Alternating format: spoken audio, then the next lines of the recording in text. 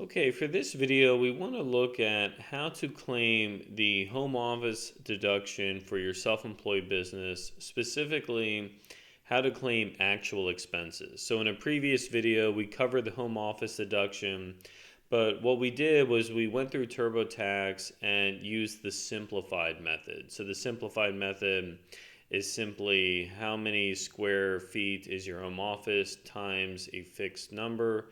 But now what we want to do is go through the same procedure and claim the actual expenses. And this is for a home that we are renting. Okay, so if I go through the fact pattern really quickly, again, this is a very simple extension of the previous tutorial. But the fact pattern we have here is we have John taxpayer. He fills out a Schedule C to report his income and expense from his consulting business. And John rents his home and he runs his consulting business exclusively from his home office within his home. Now, his home office has 150 square feet and he rents the property for $1,400 a month. And the property size is about 2,200 square feet. Okay, so 150 square feet is the home office, 2,200 is the total. And he pays $1,400 in rent. That's the big amount. But he's also responsible for paying his own utilities, right? So internet, cable, insurance, electricity, and the like. Now, a quick recap on the home office deduction eligibility, right? This is very important. Not every self-employed person can take a home office deduction, right? You have to meet very stringent requirements. So the first one is that the office has to be used exclusively and regularly as your principal place of business, right? So when we talk about regular, we mean, regular use, right? You can't just use it 2 or 3 times a month over the course of the year. It has to be regular use, so it's not incidental or occasional use, right? Now, the other element is it has to be the principal place of business, so these kind of go hand in hand. But the idea is if you work from multiple locations, is your home office your actual principal place of business? So there's a variety of tests for this. Even if you have other office locations, if you actually have clients or customers come to your home to meet you at your home office, that's enough. And then there's the exception for administrative or management activities. In the previous video, we covered this in a little more detail. An example would be somebody who's a plumber, right? So a plumber is obviously going out to various customer locations to perform the work. So they're not performing the core business in their home office. But if they're doing the administrative and management activities in their home office, then that's fine. They can still take the deduction. So let's jump in and look at the actual expense method. So when we go through TurboTax, what we'll find is TurboTax likes to kind of suggest the simplified method first, and then you tell it that, well, actually I want to claim actual expenses because not only do I have the support to be able to claim these, so I have the receipts, but I think the deduction will be greater, right? Okay, so that's what we're going to look at. So let me jump over to the tax return. So we got John taxpayer here. If we go into his wages and income section and the self-employed income and expense section, so we've already entered the Schedule C income and expense apart from the home office. So let's say you've gone through this, you've done all the income, the expenses, and now the home office, as we can see here, is the last piece. So we haven't started this. Now, if you open up this section for your Schedule C and you don't see a home office item, you can add it down here, right? If you go to add expenses for work, there's another category where you can add home office, and that'll get it on this list. So let's start the Q&A. So very similar to the previous video, right? I would recommend watching the previous video to get an understanding of the simplified method, and then that'll help kind of transition into how the actual expenses method works. So it asks us, do we have a home office? Yes, we do. It asks us if we had more than one during the year. In this case, no, we use the same one the entire year. And the reason why that's important is because obviously your expenses will differ from property to property. So if you were in a small apartment for the 4 months out of the year and then you move to a big house for 8 months out of the year, the expenses for the properties as a whole, the size of the office, all that's going to be different. So if you had more than one home office in 2022, you need to let TurboTax know that because you're going to have to enter different details for each property. But in this case, we had the same property. Now, they ask us for some unique situations here, right? Did you share the office with another person? Or did you use the office for not only your consulting business, but another business? The idea here is they're trying to allocate expenses to each business operation or each person, right? So this one, for example, here, if you use the business for your consulting business, if you use the home office for your consulting business and another operation, then you have to split the expenses between the two activities, right? It wouldn't be permissible for you to run all the expenses through one activity. So that's why they're asking that. In this case, none of these apply. John isn't sharing his office space with another person. He's not splitting expenses. So we'll do none. We'll go ahead and continue. In this case, the name of our home office we're just going to use as the street address for the property. Obviously not a real street address here. It's just what we have listed for John's tax return. Now they ask us, was the home used for work only and nothing else? So the home office here, very important for exclusive and regular use. Remember, your home office cannot be used as a home office and a den for personal reasons, or a game room, or a theater room, or another guest bedroom. If it serves double purposes, then you can't claim it as a home office. It has to be exclusively used as a home office. Again, back to the regular and exclusive use. Did you regularly use this home office? Yes, right? So we're going to say that we used it every day because, again, John didn't use any other facility for his work, right? He was always in his own home office. Was the home office the primary place where you work? In this case, yes, right? So John does not have another location where he does work. He doesn't rent a virtual office. He doesn't have shared office space. Doesn't travel that much for work. So it's fair to say that his home office is the primary place of work for this business. Okay, so now it's telling us initially, based on our responses, we qualify for the home office deduction. That's great. So we'll go ahead and continue on through. Now the start date, we're going to say he used it for the full year. So starting Jan 1, 2022, that's fine. The reason why that's important is obviously you cannot take deductions for expenses where you did not use it as a home office. So if you didn't start your business till October, then you obviously can't use expenses related to the first 9 months of the year, right? Because your home office, your business activity didn't start until the third or fourth quarter of the year. In our case, in order to make it simple, we're just going to say Jan 1, 2022 is when we started the business. So we'll get a full year. Now, they also, another kind of follow-up question here, right? How many months did you use the office for at least 15 days? So this is a greater than 50% test. They want to make sure that you are actually using the office space for more than half the days. Otherwise, you can't take the deduction, right? So if you click here, the nice thing about TurboTax is they always provide a bit more color on kind of the questions they're asking and why they're relevant. So you can see here, it says if you use your home office at least 15 days each month, you get credit for the whole month. If you use your home office fewer than 15 days each month, you don't get any credit for that month at all. So that's why they're asking, how many days have we actually used the office to work? Now, if you work every day over the course of the month, so 5 days a week, 4 weeks of the year, so 20 working days in the year at a minimum, then this shouldn't be an issue for you.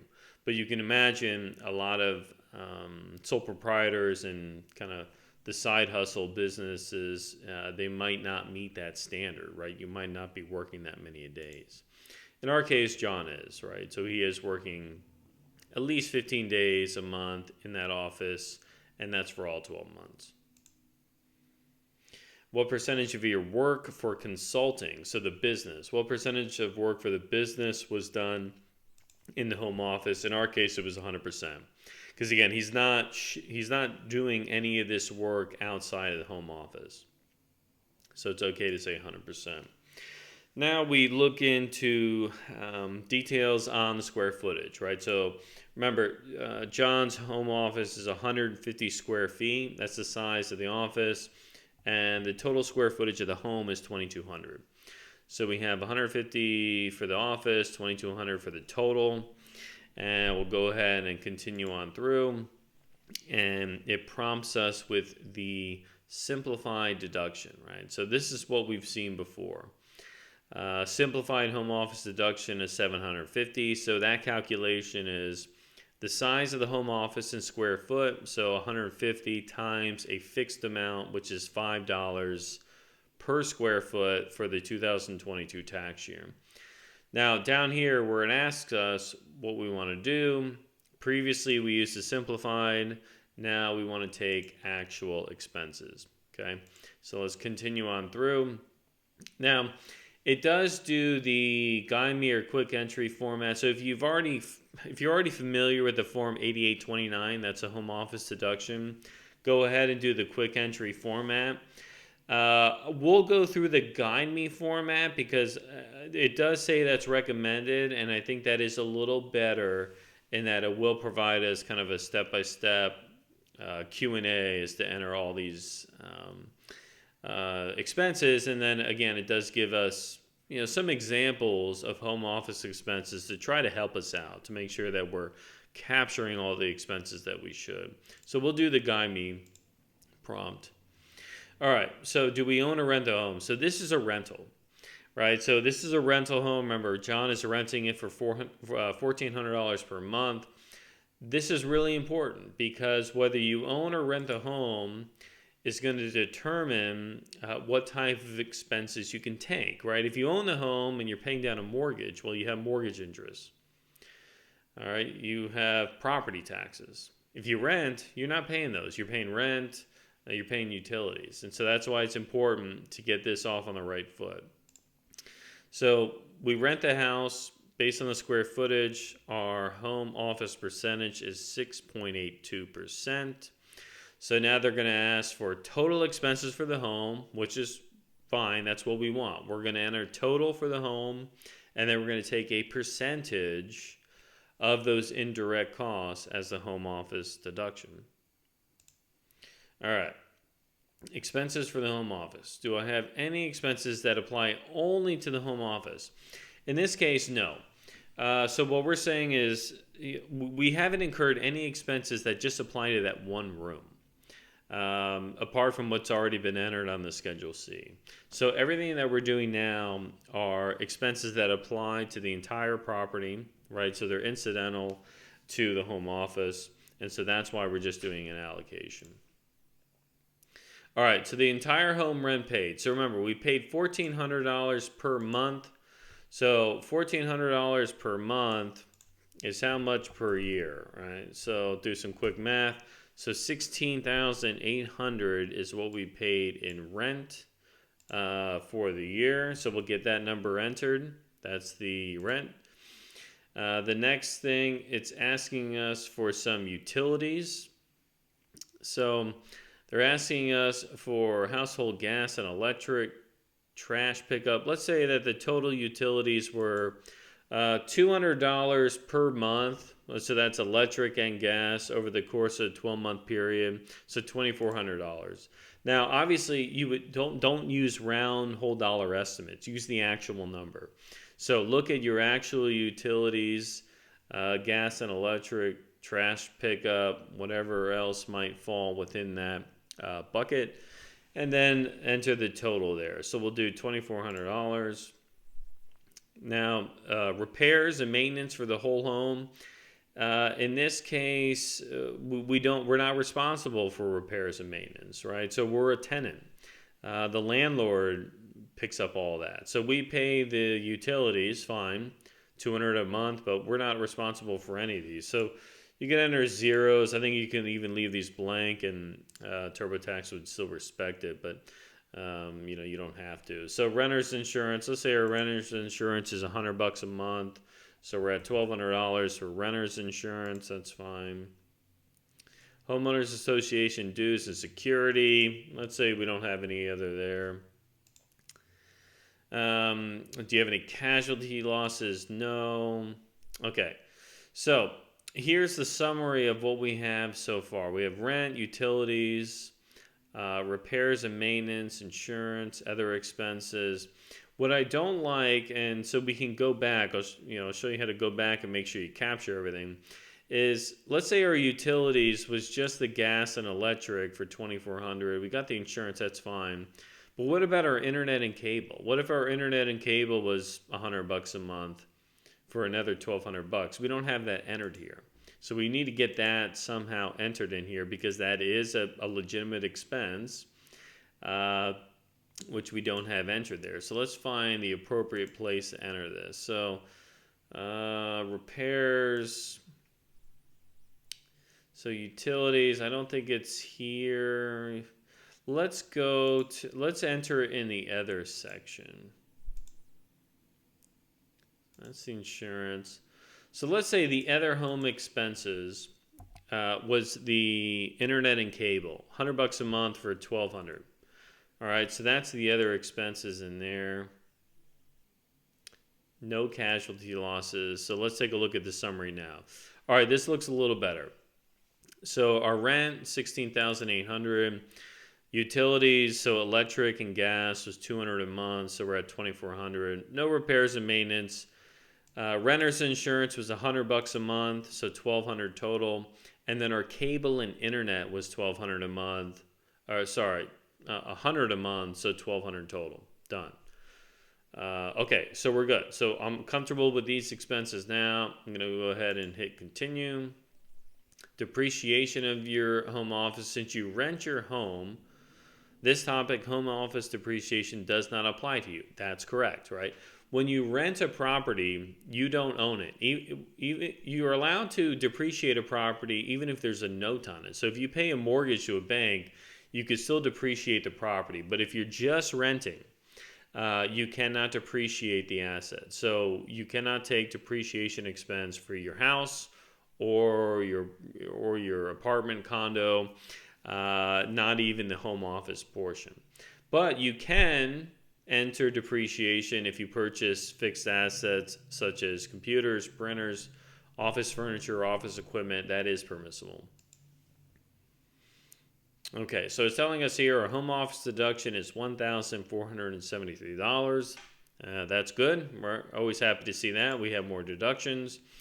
So I'm going to go ahead and click continue. I'm going to go ahead and click I'm done.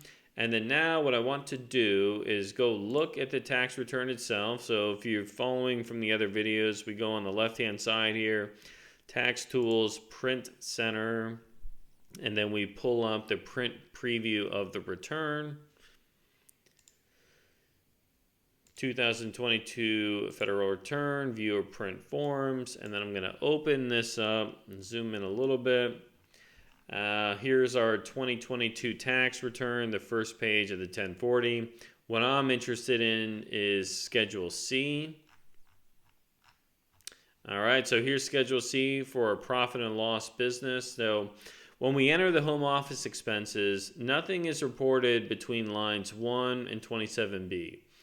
Right, so we see here, there's our revenue, advertising costs, legal fees, office expenses, taxes and licenses, travel. That's fine. The home office expenditures, right, so that allocation of indirect costs or direct costs is always reported down here on line 30.